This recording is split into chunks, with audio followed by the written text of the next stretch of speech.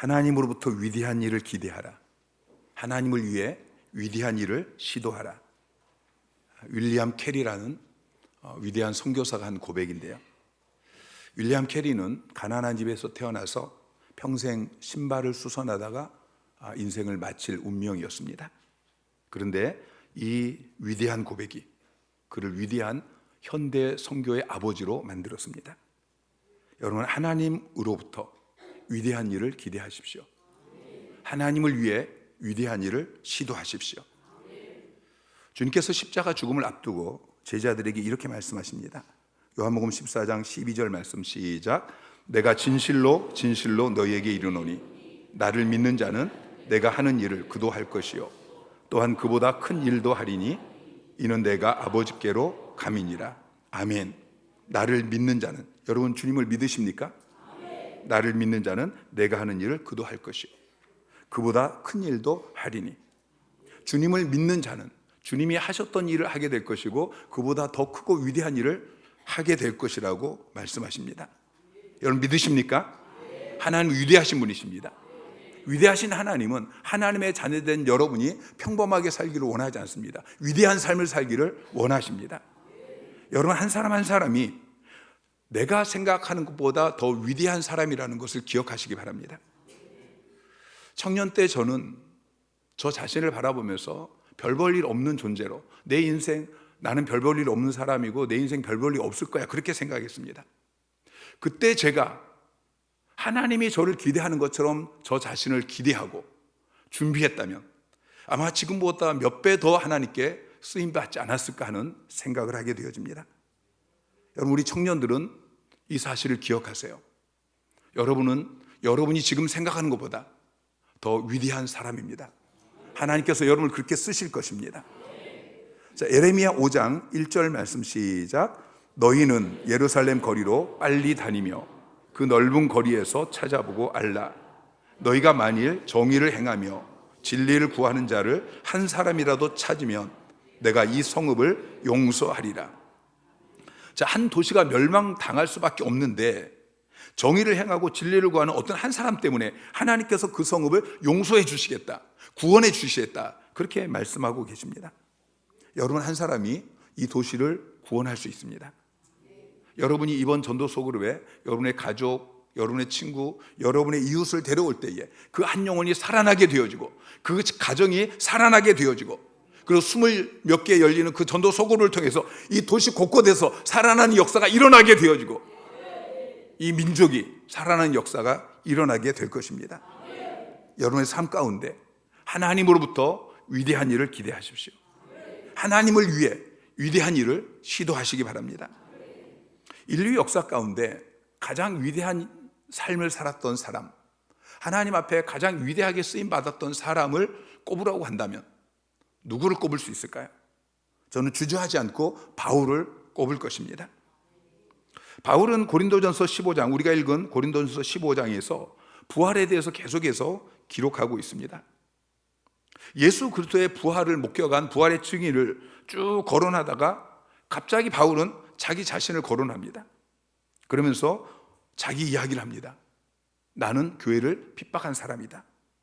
그런 내가 부활의 증인이 되어진 것, 사도가 되어진 것은 하나님의 은혜로 된 것이다. 자, 10절 말씀을 보면은 내가 나 된 것은 하나님의 은혜로 된 것이니, 내가 둘입니다. 앞에 있는 나는 예수를 만나기 전의 나입니다. 다메섹 도상에서 예수님을 만나고 예수님을 믿기 전의 나, 뒤에 있는 나는 예수를 만나고 예수를 믿은 후의 나입니다. 바울은 원래 어떤 사람이었습니까? 예수를 믿기 전에 바울은 하나님의 교회를 핍박하던 사람이었습니다. 쓸모없는 사람, 없는 게 더 나을 뻔한 사람. 그런데 그가 고백하죠. 내가 나 된 것은, 자기가 자기를 넘어서 위대한 사도가 되었다라고 고백하고 있습니다. 바울은 예수 그리스도를 믿고 나서 인류 역사 가운데 복음을 가장 잘 이해한 가장 위대한 신학자가 되었습니다. 가장 위대한 선교사요, 가장 큰 일을 한 하나님의 일꾼이 되었습니다. 소아시아, 유럽, 로마, 그리고 땅끝 서바나까지 가는 곳마다 복음을 전하고, 그리고 구원받는 사람들이 생겨나고 그곳에 교회가 일어나게 되었습니다. 예수님을 가장 많이 닮은 사람, 예수님 다음으로 우리에게 영향을 끼친 사람이 바로 바울입니다. 신약 성경 27권 가운데 절반 이상을 기록한 사람, 3000층 천국을 보고 온 최고의 영적 경험을 한 사람. 바울이 일을 하면서 썼던 앞치마, 땀을 닦으면서 썼던 손수건, 그걸 병자 위에 덮으면 병자가 낫기도 하고 죽은 사람이 살아나기도 하고 능력 있는 사역자였습니다. 어떻게 하면은 연약한 나, 부족한 나, 쓸모없는 나, 이 나를 뛰어넘어서 위대한 사람이 될 수 있습니까? 하나님께 위대하게 쓰임받는 사람이 될 수 있습니까? 바울은 고백하죠. 자, 10절 말씀 다시 한번 시작. 그러나 내가 나 된 것은 하나님의 은혜로 된 것이니 내게 주신 그의 은혜가 헛되지 아니하여 내가 모든 사도보다 더 많이 수고하였으나 내가 한 것이 아니요 오직 나와 함께 하신 하나님의 은혜로라. 내가 나 된 것은 하나님의 은혜로 된 것이다. 바울은 자기가 위대하게 되어진 것이 자기의 학문이라고 고백하지 않습니다. 자기의 배경이라고 이야기하지 않고 자기의 가문이라고 이야기하지 않고 내가 얼마나 수고한 그 수고라고 이야기하지 않습니다. 하나님의 은혜, 그의 은혜, 하나님의 은혜, 세 번이나 반복하면서 은혜라고 말하고 있습니다. 바울은 은혜가 자기를 만들었기 때문에 그 은혜에 감격하고 은혜에 사로잡혀서 은혜를 외칩니다. 성경 전체에 은혜라는 단어가 291번 사용됩니다. 근데 바울이 96번을 사용했습니다. 성경 전체에 기록된 은혜라는 단어 중에서 3번 중에 한 번은 바울이 외친 것입니다. 여러분, 기독교는 오직 은혜입니다. 은혜가 위대한 사람을 만듭니다. 여러분, 하나님께 위대하게 쓰임받기를 원하십니까? 여러분, 정말 하나님 앞에 위대하게 쓰임받기를 원하신다면 자나깨나 은혜를 사모하시기 바랍니다. 언젠가 제가 은혜에 대해서 설교를 하고 그 다음날 새벽에 기도하면서 그 말씀을 묵상하면서 기도하는데 기도 중에 하나님께서 제 인생을 쭉 파노라마처럼 그렇게 보게 하셨습니다. 순간순간 제 삶에 어려움도 있었고 위기도 있었고 실패도 있었고, 근데 그때마다 하나님의 은혜가 제 인생 가운데 비치는 것을 보게 하셨습니다.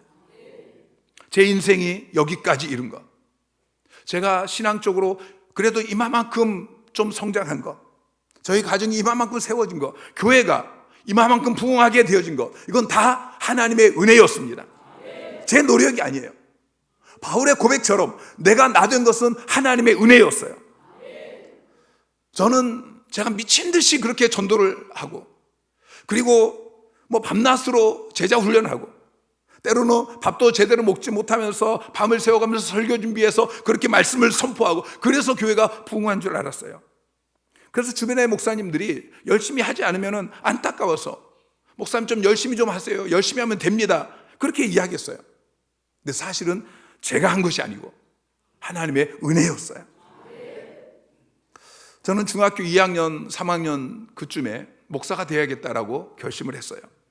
제 의지가 아니었어요. 저는 사실 목사가 되고 싶지 않았어요. 가난한 목사의 아들로 그렇게 자라나면서 목사가 되는 게 너무 싫어요. 그럼에도 불구하고 목사가 되야겠다는 그 거룩한 부담감, 이건 하나님이 주신 부담감이었어요. 하나님의 은혜. 돌아보니까 제가 목사가 안 됐다면 저는 아마 지금 형편없는 사람이 되지 않았을까. 저는 저를 알아요. 저의 성품이나 저의 모습을 너무 잘 알아요.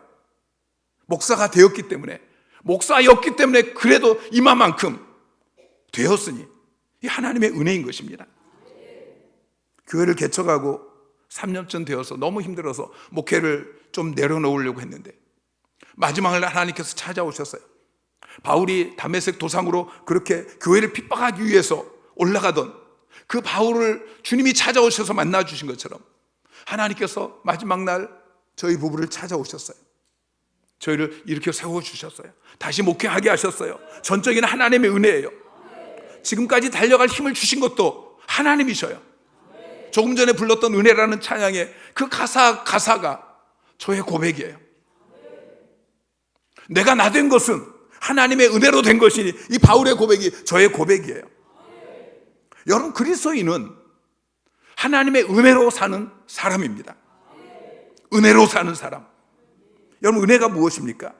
은혜는 대가를 지불하지 않고 거저 얻는 것입니다. 쉽게 말해서 공짜로 받는 선물, 이게 은혜인 것이죠.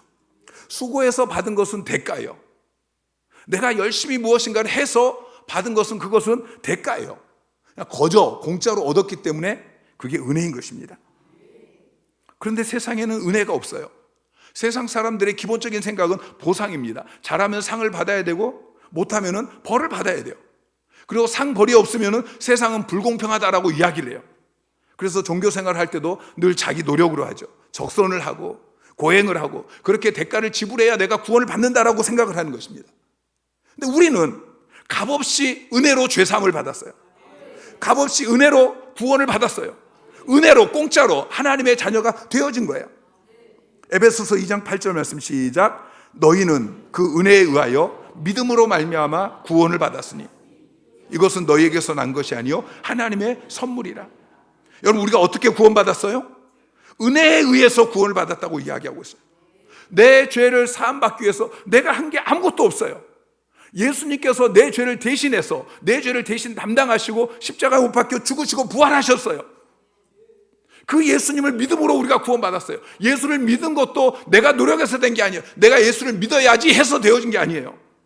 그 은혜를 인하여 주님이 주신 은혜로 믿게 되어졌어요. 그리고 믿었더니 우리의 죄를 사해 주시고 하나님 자녀 삼아 주신 거예요. 은혜예요. 선물이에요. 공짜예요. 여러분, 지금 우리가 살고 있는 이 시대는 은혜의 시대입니다. 고린도후서 6장 2절 말씀 시작. 이르시되 내가 은혜 베풀 때에 너에게 듣고 구원의 날에 너를 도왔다 하셨으니 보라 지금은 은혜 받을 만한 때요 보라 지금은 구원의 날이로다. 지금은 은혜 받을 만한 때요. 지금은 은혜 시대라고 이야기하고 있어요. 예수님이 오시기 전 시대는 율법 시대였어요. 요한복음 1장 17절 말씀 시작. 모세로 말미암아 주어진 것이요 은혜와 진리는 예수 그리스도로 말미암아 온 것이라. 자, 율법은 모세로 말미암아, 은혜와 진리는 예수 그리스도로 말미암아. 하나님께서 모세를 통해서 이스라엘 백성들에게 율법을 주셨어요. 창세기, 출애굽기, 레위기, 민수기, 신명기, 이게 모세 오경이에요. 하나님께서 모세를 통해서 주신 이 모세 오경, 이것은 다 율법이에요. 여러분, 율법이 무엇입니까? 율법은 하나님의 백성은 이렇게 살아야 된다. 이렇게 살면 하나님이 복 주신다. 이렇게 살지 못하면 저주가 임하게 되어진다. 율법은 보상이에요. 상벌이에요.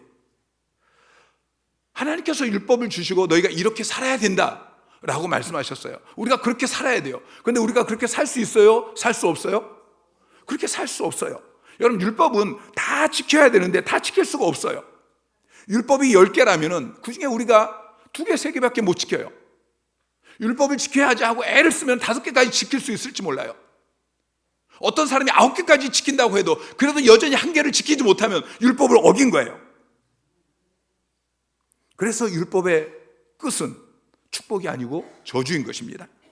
구약 성경 율법에 대해서 쭉 이야기하고 마지막 장 마지막 절에 말라기 4장 6절에 이렇게 이야기하고 있어요. 돌이키지 아니하면 두렵건대 내가 와서 저주로 그 땅을 칠까 하노라. 율법의 마지막은 결국 저주예요.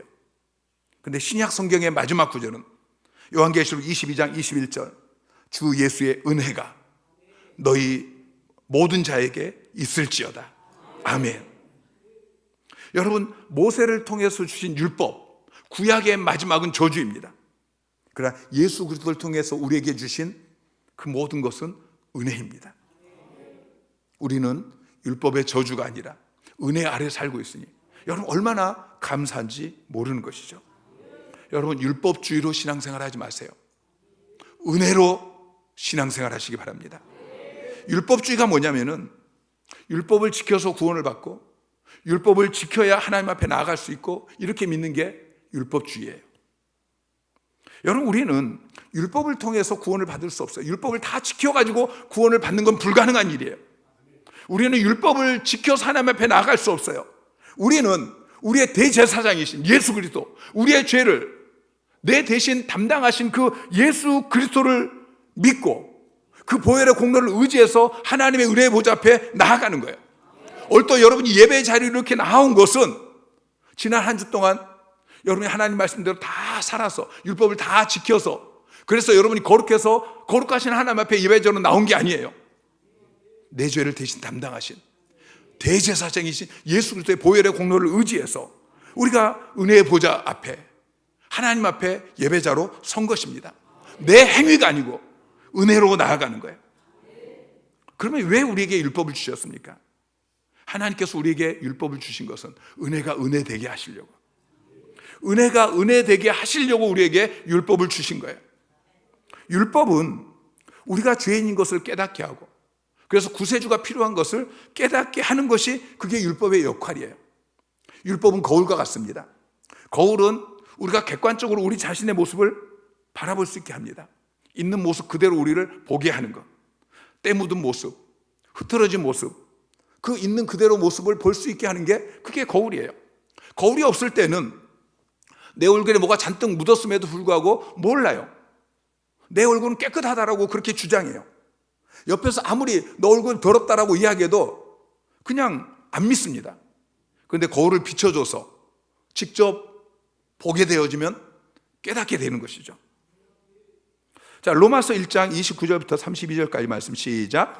곧 불의, 추악, 탐욕, 악의가 가득한 자요, 시기, 살인, 분쟁, 사기, 악독이 가득한 자요, 수군수군하는 자요, 비방하는 자요, 하나님께서 미워하시는 자요, 능욕하는 자요, 교만한 자요, 자랑하는 자요, 악을 도모하는 자요, 부모를 거역하는 자요, 우매한 자요, 배약하는 자요, 무정한 자요, 무자비한 자라. 그들이 이 같은 일을 행하는 자는 사형에 해당한다고 하나님께서 정하심을 알고도 자기들만 행할 뿐 아니라 또한 그런 일을 행하는 자들을 옳다 하느니라.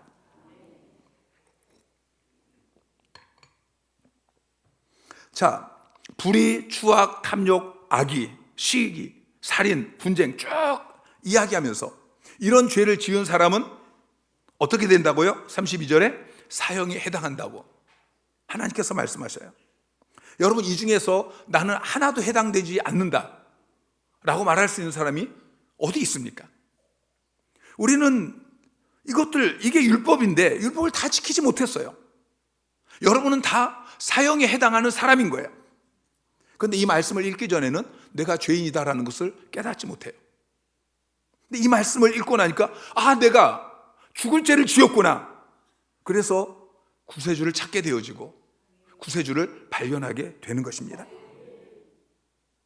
율법은 은혜가 은혜되게 하시려고, 내가 죄의 힘을 깨닫고 구세주가 필요한 것을 깨닫게 하시려고 우리에게 주신 것입니다. 율법으로 구원받는 것이 아닙니다. 그럼에도 불구하고 율법은 지키라고 주셨습니다. 율법을 지켜서 구원받는 건 아니지만, 그러나 구원받은 하나님의 백성들은 율법을 지켜야 되는 것입니다. 율법은 하나님의 자녀가 마땅히 이렇게 살아야 되는 법입니다. 율법을 지켜야만 하나님의 자녀다운 삶을 사는 것이고, 율법을 지켜야만 우리가 거룩해지고, 율법을 지켜야만 우리가 상급을 받게 되는 것입니다. 우리가 구원받기 위해서 율법을 지키는 것이 아니고 상 받기 위해서 율법을 지키는 것이죠. 여러분, 율법을 버리지 마시기 바랍니다. 그러나 율법주의는 버리셔야 됩니다. 율법을 지켜서 구원받고 율법을 지켜야 하나님 앞에 나아갈 수 있고, 아닙니다. 그리스도인은 구원 은혜로 사는 사람입니다. 자, 은혜를 받을 때 어떤 일이 일어납니까? 히브리서 12장 28절 말씀 시작. 그러므로 우리가 흔들리지 않는 나라를 받았은즉 은혜를 받자. 이로 말미암아 경건함과 두려움으로 하나님을 기쁘시게 섬길지니, 또는 감사하자. 자, 은혜를 받으면 우리가 경건함과 두려움으로 하나님을 기쁘시게 섬기게 되어집니다. 고린도후서 9장 8절 말씀 시작. 하나님이 능히 모든 은혜를 너에게 넘치게 하시나니 이는 너희로 모든 일에 항상 모든 것이 넉넉하여 모든 착한 일을 넘치게 하게 하려 하심이라. 자, 우리가 하나님의 은혜를 받으면 우리가 모든 것이 넉넉해서 우리가 가정 가운데서 일터 가운데서 모든 착한 일을 넘치게 할 수 있게 되어집니다. 디도서 2장 11절부터 13절까지 시작. 모든 사람에게 구원을 주시는 하나님의 은혜가 나타나 우리를 양육하시되 경건하지 않은 것과 이 세상 정욕을 다 버리고 신중함과 의로움과 경건함으로 이 세상에 살고 복스러운 소망과 우리의 크신 하나님 구주 예수 그리스도의 영광이 나타남을 기다리게 하셨으니. 자, 하나님의 은혜가 나타나서 우리를 양육할 때에 우리가 경건하지 않은 거, 이 세상 정욕을 다 버리고 신중함과 의로움과 경건함으로 살게 되어져요. 그리고 우리가 복스러운 소망과 또 주님의 재림을 기다리면서 살아갈 수가 있게 되는 것입니다. 디모데후서 2장 1절 말씀을 보면은 내 아들아, 그러므로 너는 그리스도 예수 안에 있는 은혜 가운데서 강하고, 여러분 우리가 은혜를 받을 때에 강하게 되어지는 거예요. 무엇보다도 우리가 은혜를 받을 때에 오늘 본문의 바울처럼 위대한 삶을 살게 되어집니다. 자, 10절 말씀 다시 한번 같이 읽습니다. 시작. 그러나 내가 나 된 것은 하나님의 은혜로 된 것이니 내게 주신 그의 은혜가 헛되지 아니하여 내가 모든 사도보다 더 많이 수고하였으나 내가 한 것이 아니요 오직 나와 함께 하신 하나님의 은혜로라. 내가 나 된 것은 하나님의 은혜로 된 것이다. 우리가 은혜를 받아서 그 은혜를 누리게 될 때 연약한 나, 부족한 나, 허물 많은 나, 작심삼일하는 나, 늘 무너지는 나, 그 나가 이제는 위대하게 쓰임받는 그 나로 자기가 자기를 넘어서게 되는 것입니다. 히브리서 4장 16절 말씀, 자 시작. 그러므로 우리는 긍휼하심을 받고 때를 따라 돕는 은혜를 얻기 위하여 은혜의 보좌 앞에 담대히 나아갈 것이니라. 은혜의 보좌 앞에 담대히 나아가라고 말씀하고 있습니다. 여러분, 하나님이 어디 계십니까? 하나님은 은혜의 보좌에 앉아 계십니다. 은혜의 보좌에 여러분을 위해서, 여러분에게 주기 위해서 은혜를 쌓아놓고 계시는 그 은혜의 보좌 앞에 그 은혜를 얻기 위해서 나아가라고 말씀하고 있어요. 여러분, 은혜의 보좌를 멀리 떠나게 되어지면, 하나님 아버지를 멀리 떠나게 되어지면 우리는 은혜를 받아 누릴 수 없는 것입니다. 누가복음 15장 16절 17절 말씀 시작. 그가 돼지 먹는 쥐염 열매로 배를 채우고자 하되 주는 자가 없는지라. 이에 스스로 돌이켜 이르되 내 아버지에게는 양식이 풍족한 품꾼이 얼마나 많은가. 나는 여기서 줄여 죽는구나.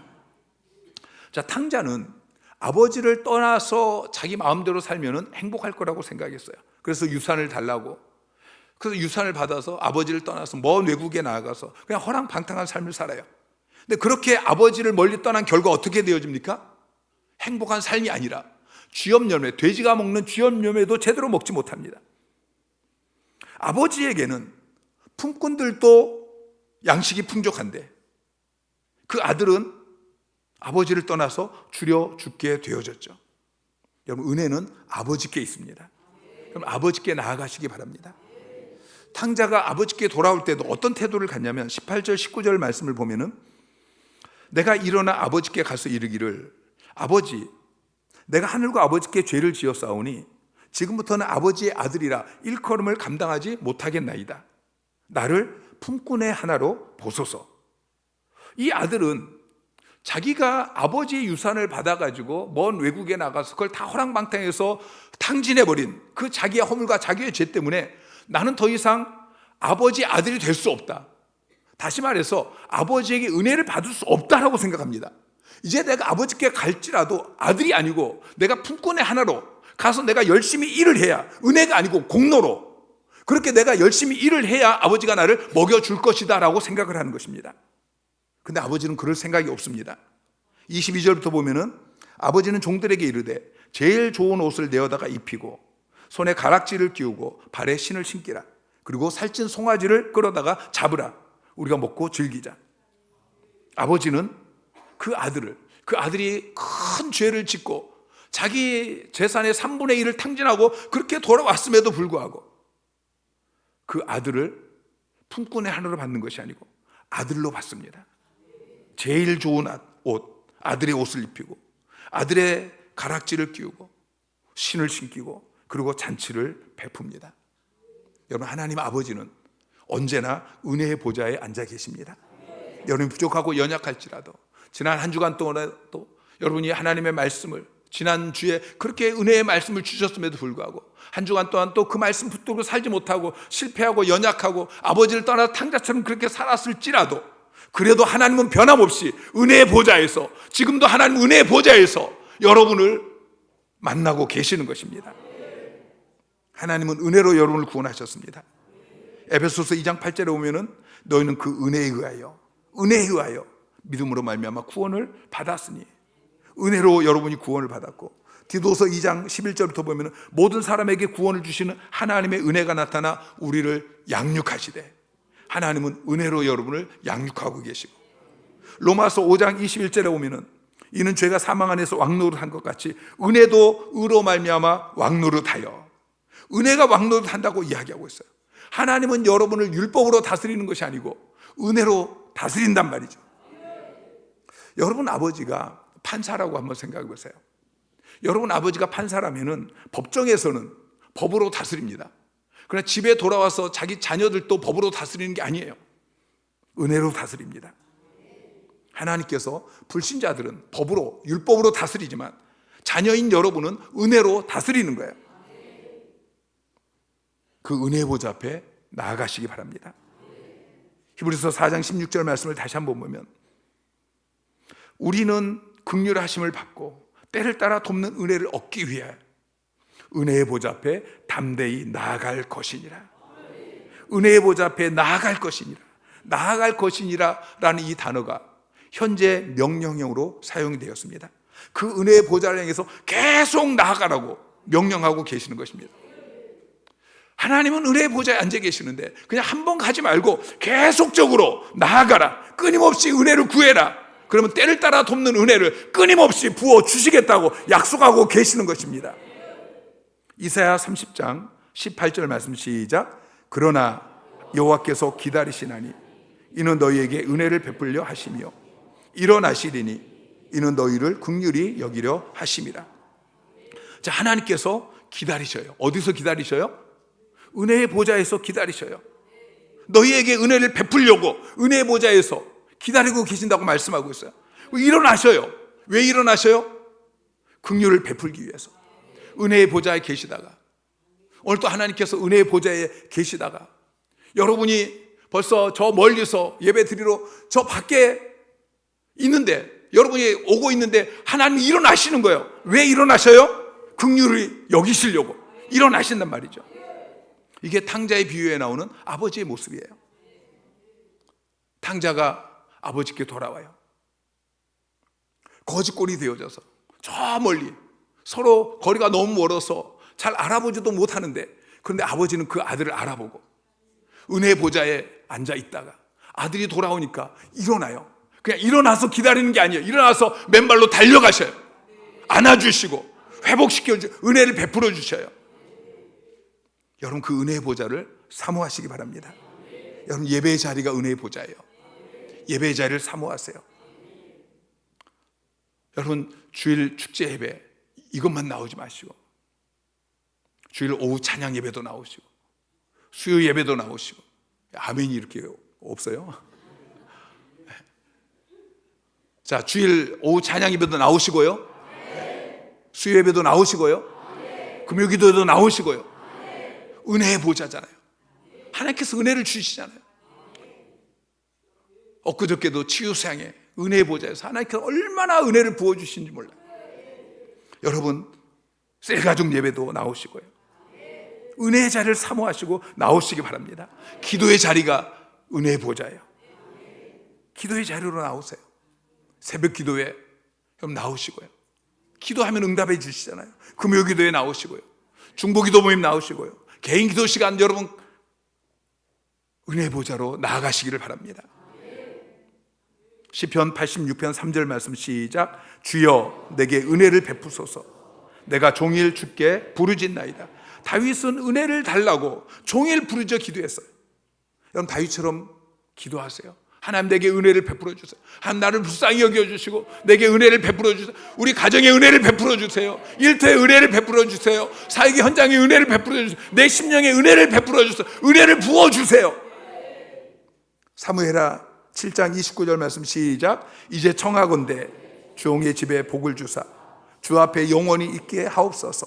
주 여호와께서 말씀하셨사오니 주의 종의 집이 영원히 복을 받게 하옵소서.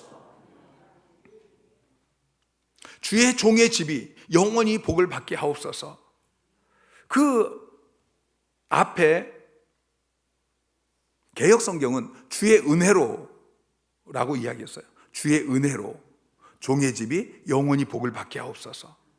원어를 보면 베라카라는 단어가 있어요. 베라카, 은혜, 축복, 그런 의미예요.